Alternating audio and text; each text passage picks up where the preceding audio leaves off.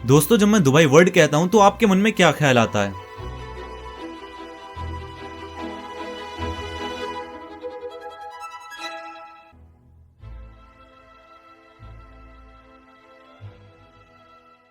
Dubai शानदार इमारतों का बर्थ प्लेस है, जैसे कि दुनिया की सबसे बड़ी इमारत, इंसानों के जरिए बनाए गए island, Instagram and drone perfect locations, शानदार बिल्डिंग, 7 स्टार होटल्स और कई वर्ल्ड रिकॉर्ड अपने नाम किए हुए। दुबई ने ये प्रूव किया है कि कुछ भी इम्पॉसिबल नहीं है। लेकिन दोस्तों, दुबई की इसके अलावा एक साइड और है। दुबई की टोटल पॉपुलेशन का 85% वहाँ के माइग्रेंट वर्कर्स हैं। माइग्रेंट वर्कर्स बेसिकली वो होते हैं जो कि दूसरी कंट्रीज से यहाँ पे कमाने आते हैं, और ये माइग्रेंट वर्कर्स एशियन कंट्रीज से होते हैं, जैसे कि इंडिया, पाकिस्तान, नेपाल और बांग्लादेश। तो जो फैंसी सिटी आप देखते हो ना, वो इन्हीं वर्कर्स के खून पसीने और इनके आंसुओं से मिलकर बनी है। हर साल अप्रोक्सीमेटली 10,000 माइग्रेंट वर्कर्स इन्हीं गल्फ कंट्रीज में मर जाते हैं। क्यों? क्योंकि ओवरवर्क, साइकोलॉजिकल स्ट्रेस, हाइपरटेंशन और हीट कंडीशंस की वजह से। और कई लोग तो यहाँ पे सिर्फ अपने फ्लैशी लाइफस्टाइल को मेंटेन करने के लिए कर्जे तक में रहते हैं, क्योंकि दुबई को बनाया इस तरीके से है कि आप जितना ज्यादा कमाओगे आप उतना ज्यादा खर्च करोगे। दुबई अर्बन एरियाज को काफी एक्सपेंड कर रहा है, जिसकी वजह से उसे काफी सीरियस सॉइल इरोजन फेस करना पड़ रहा है। इसके साथ साथ air pollution, noise pollution and serious water shortage problem भी है। अब आपको लगेगा कि इन सब चीजों के बारे में कोई ट्वीट करके क्यों नहीं बताता। तो अगर आप इन्हीं सब प्रॉब्लम्स को ट्विटर पे ट्वीट करके बताना चाहते हो तो आपको सेंसर कर दिया जाएगा, क्योंकि दुबई में फ्रीडम ऑफ स्पीच नहीं है। वहाँ ट्रैवल करने से लेकर सोशल मीडिया तक को कंट्रोल कर रखा है। और यही वजह है कि जैसे आप दुबई के बारे में सोचते हो तो आपको अमीरी,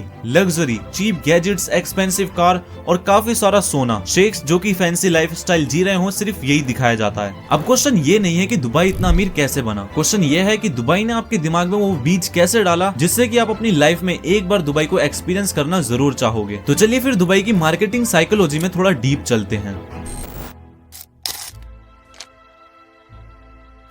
दोस्तों, सबसे पहले हम जानेंगे कि एक सिटी जो अपने पास्ट में समुद्र के किनारे एक रेगिस्तानी फिशिंग विलेज थी, वो वर्ल्ड की most powerful and most growing city कैसे बनी। तो ये जानने के लिए हमें हिस्ट्री में वापस जाना पड़ेगा। साल 1095 में दुबई एक फिशिंग विलेज था जिसका मेन सोर्स ऑफ इनकम मछलियां बेचना था। इसके बाद दुबई ब्रिटिश गवर्नमेंट के अंदर आ जाता है और अगली स्टेज में पर्ल्स की ट्रेडिंग का बिजनेस शुरू हो जाता है। 1590 में दुबई अपनी एक्सेप्शनल क्वालिटी के पर्ल्स के लिए जाना जाता था। वे अपनी पर्ल्स की ट्रेडिंग के लिए कई अलग अलग कंट्रीज में ट्रेवल करते थे, जैसे कि इंडिया, पाकिस्तान एंड चाइना। उन शुरुआती दिनों में दुबई ने ब्रिटिश गवर्नमेंट को दुबई के समुद्री लुटेरों को नियंत्रित करने में मदद की, जो ब्रिटिश बिजनेस के लिए परेशानी बने हुए थे। 1894 में ब्रिटिश ने सभी फॉरेन ट्रेडर्स के लिए फुल टैक्स की छूट दे दी। अगर आप दुबई को जियोग्राफिकली नजरिए से देखते हो तो आपको पता चलेगा कि दुबई को इंटरनेशनल ट्रेड के लिए रणनीतिक रूप से इंपॉर्टेंट स्थान दिया गया है। 1903 में शेख्स ने ब्रिटिश गवर्नमेंट को कन्वेंस कर लिया कि वे उनके लिए एक कोस्ट बनाएं, जिससे कि वे ट्रेडिंग बिजनेस कर पाएंगे। अब दुबई के बिजनेस को इससे बहुत ज्यादा बूस्ट मिला। इंटरनेशनल ट्रेडर्स को भी इस कोस्ट का काफी फायदा मिला, क्योंकि वे यहाँ पे रुक सकते थे। अब इस पोर्ट का नाम लंदन गेटवे रखा गया और ये पोर्ट डीपी वर्ल्ड ऑन करती है। आपने इस नाम को आरसीबी की जर्सी पर भी देखा होगा। इस पोर्ट की वजह से भी दुबई अपने पर्ल्स के बिजनेस से रेवेन्यू जनरेट कर रहा था। इसी वक्त जब दुबई अपने रेवेन्यू बढ़ा रहा था, तभी उनके सामने एक सीरियस प्रॉब्लम आ गई। 1920 में मार्केट के अंदर नकली पर्ल्स आने चालू हो गए और इसकी वजह से क्वालिटी पर्ल्स के बिजनेस पर काफी इंपैक्ट पड़ा।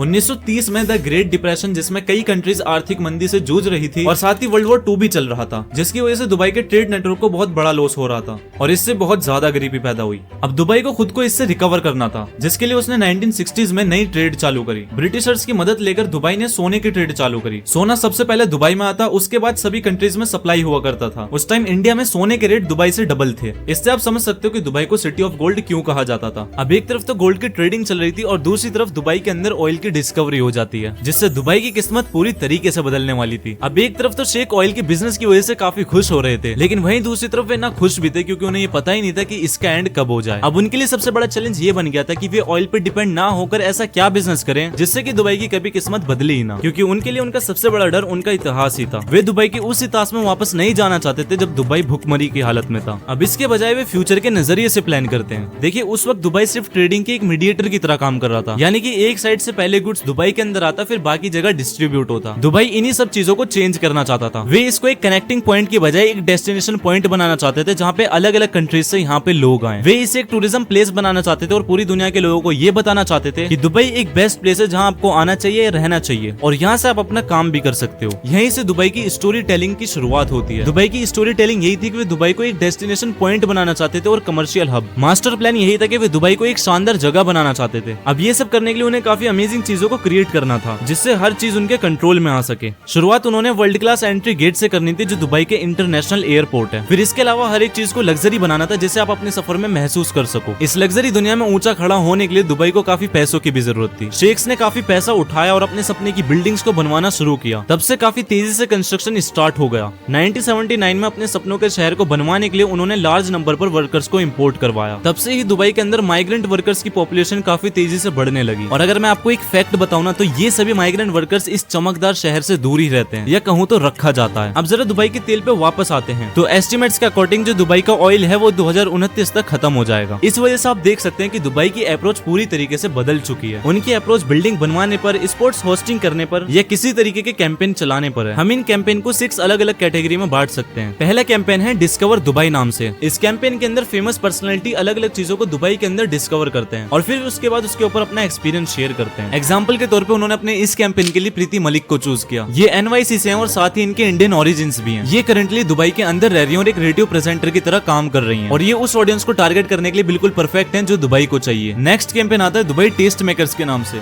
इस शो में पॉपुलर शेफ को फीचर किया जाता है। इसी तरह का एक कैंपेन और है जिसे दुबई किचन के नाम से जाना जाता है। इसमें रेस्टोरेंट को फीचर किया जाता है और फूड स्टोरी सुनाई जाती है ताकि फूड लवर्स को टारगेट किया जा सके। और नेक्स्ट कैंपेन आता है Dubai through the eyes of influencers. इस कैंपेन में डिफरेंट क्रिएटर्स के नजरिए से वीडियोस को तैयार किया गया है जो और इन्फ्लुएंसर्स या फिर लोगों का ध्यान खींच सके। अब नेक्स्ट कैंपेन आता है साउंड ऑफ दुबई। इस कैंपेन के अंदर म्यूजिक के बारे में सब कुछ आता है। इस कैंपेन में पॉपुलर आर्टिस्ट के साथ म्यूजिक और म्यूजिक लवर को एक साथ लाया जाता है। अगला कैंपेन है एक्सप्लोर दुबई कैंपेन। ये कैंपेन दुबई की संस्कृति और परंपरा को अनुभव करने और उसकी खोज करने के बारे में एक सतत अभियान है। ये चार्ट बेसिकली दुबई को दुनिया में एक साथ लेके आता है। जरा एक बार दुबई के ब्रांड लोगों को देखिए, आपको अरेबिक में लिखा हुआ दिखेगा और साथ ही दुबई के लैटिन अल्फाबेट्स में भी। ये एक ऐसा शहर दर्शाता है जहाँ दुनिया एक साथ आती है और साथ ही ये खुद को ऐसे दर्शाती है जैसे कि ये फ्यूचर सिटी हो। आप इनके इंटरनेशनल कैंपेन विजिट दुबई के अंदर देख सकते हैं कि इन्होंने अपनी फ्यूचर सिटी के लिए शाहरुख खान को फीचर किया है। इसके अलावा इन्होंने अपने और इंटरनेशनल कैंपेन विजिट दुबई के अंदर हॉलीवुड कास्ट तक से एडवर्टाइजमेंट करवाया है, जिसके अंदर इन्होंने जेसिका एल्बा और जैक एफ्रोन को लिया है। देखिए दुबई की main target audience India, UK, Saudi Arabia और रशिया है। इंडिया की ऑडियंस को टारगेट करना तो वैसे ही बहुत आसान होता है, क्योंकि अगर आप हॉलीवुड को टारगेट कर रहे हो तो साथ ही आप इंडिया को भी टारगेट कर रहे हो, क्योंकि इंडिया के अंदर हॉलीवुड क्रिएटर्स के बहुत ज्यादा फैन भरे पड़े हैं। अगर रिपोर्ट्स की माने तो हॉलीवुड सभी के लिए है। 177 मिलियन या कहें 17 करोड़ 70 लाख लोग इंडिया के अंदर ऐसे हैं जो टीवी पर इंग्लिश फिल्में देखते हैं। इस चार्ट को देखिए। इस चार्ट को देखने के बाद आपको ये पता चलेगा कि दुबई के टॉप विजिटर्स किस कंट्री से हैं। और सबसे पहले बेशक हमारा देश इंडिया ही है। दुबई अपने हर कैंपेन में अपनी स्टोरी टेलिंग से सभी ऑडियंस को टारगेट करता है। आप दुबई का कोई भी एड कैंपेन ले लो, सबके अंदर स्टोरी आपको सेम ही मिलेगी। Seek your adventure, live your story, discover luxury shopping and cheap gadgets. Dubai आपके रहने के लिए एक ऑल इन वन प्लेस है। मास्टर एंड GDC रिपोर्ट के अकॉर्डिंग दुबई के अंदर विजिटर्स के द्वारा सबसे ज्यादा पैसा खर्च हुआ है और सबसे ज्यादा विजिटर्स आने में ये नंबर 4 पर आता है।